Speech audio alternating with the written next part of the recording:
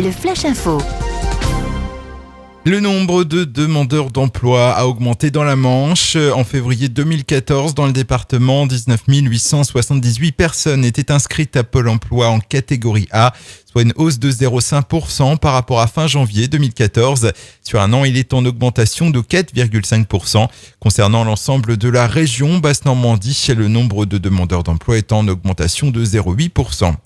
Les gendarmes ont interpellé dimanche l'auteur présumé de 2 tentatives de braquage de bar à Isigny-sur-Mer et Tribéouf. Le jeune homme de 20 ans a reconnu les faits et a déclaré s'être débarrassé de l'arme à feu qui s'avérait être factice.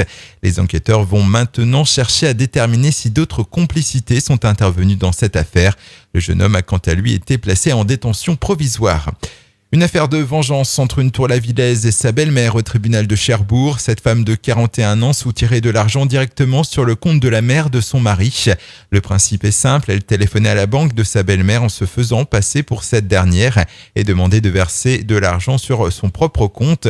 Le tribunal l'a condamnée à 2 mois de prison ferme, une décision sévère qui s'explique par le casier judiciaire de la femme marqué de 5 mentions pour violence sous menace d'une arme, falsification de chèques et vol en récidive. Au Tour de Normandie, hier, c'est le coureur néerlandais Dylan Groenewegen qui remporte la seconde étape entre Forges-les-Eaux et Elbeuf à l'issue d'un sprint massif.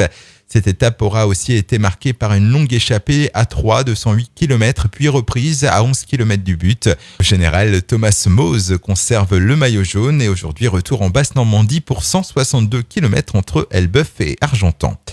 Et puis le succès est une nouvelle fois au rendez-vous pour le festival Papillon de Nuit. Les passes 3 jours sont désormais totalement écoulés pour ce festival qui se tiendra du 6 au 8 juin à Saint-Laurent-de-Cuve.